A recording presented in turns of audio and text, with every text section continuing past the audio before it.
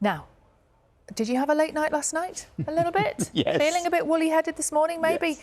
That's possibly because you stayed up late to watch the England game. Good news for England fans is, of course, they won 1-0, but it was a little bit nervy at times, wasn't it? It's now the morning after the night before. We can go live to Germany because John is there. He was there last night. Morning, John. Lots of England fans. Took a while for them to get back to their various campsites and bases, didn't it? Because the trams were not running brilliantly. But how are things there this morning? Yes, it did indeed. That was the only sour note, I guess, for some of those England fans. Some of the delays they faced in getting home last night, but they won't have minded, will they, with England getting off the mark and that victory over Serbia last night. And at the heart of it all was Jude Bellingham, who... I'm confident we'll score goals. We, playing against the back five, it's not easy to create chances, but we did. And, in the end, one was enough. And as I said, I like the fact that we had to suffer a bit without the ball, because I think that's an area of the game we've worked on a lot this week. And we were obviously so much better than we were last week with doing that. That was Gareth Southgate there. So let's speak to the former England midfielder now who joins us on breakfast, Danny Murphy. Good morning to you, Danny.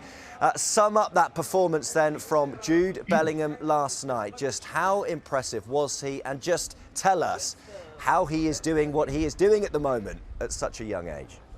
Good morning. Yeah, he was very impressive, especially in the first half. I was a little bit concerned after seeing him in the latter stages of the season for Madrid. He played a lot of games. He looked a little bit tired, which is understandable, of course. But he's got this wonderful mentality for a young man he's got real on the ball, and of course, scoring the goal, which is what he does. He changes games. He has wow moments, and it was arguably the best game changer we have in the side. So yeah, he's done tremendous.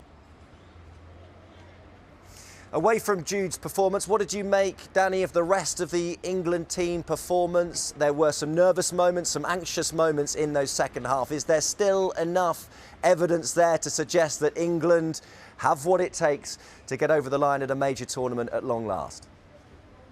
I think we do, but I don't think it's going to be as easy as some people think, just because we've got good attacking players. In terms of the game, first half, I thought the intensity was good. We moved the ball quickly. Everyone wanted it. We looked on a little bit of pace high up the pitch as the game went on. I think that could have been an area maybe we could have done better. But overall, very positive. I don't think that we can expect England to play at this level and roll over teams 3 and 4-0 every game. It's not going to happen.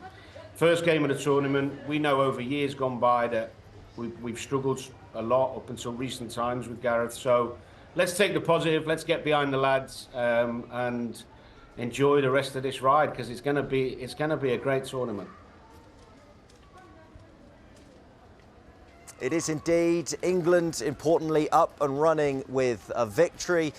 Danny, great to speak to you on breakfast this morning. Thanks very much indeed for your time. Gareth Southgate saying we all had to suffer, didn't we, last night watching England get past Serbia. A great start, very nervous, anxious in the second half, but as Danny says, there is evidence there to suggest England at long last could get over the line at a major tournament. The games come thick and fast though, don't they? Scotland will be back in action on Wednesday when they take on Switzerland. That match is in Cologne. We'll be there for that. And then we move to Frankfurt for England's next match against Denmark.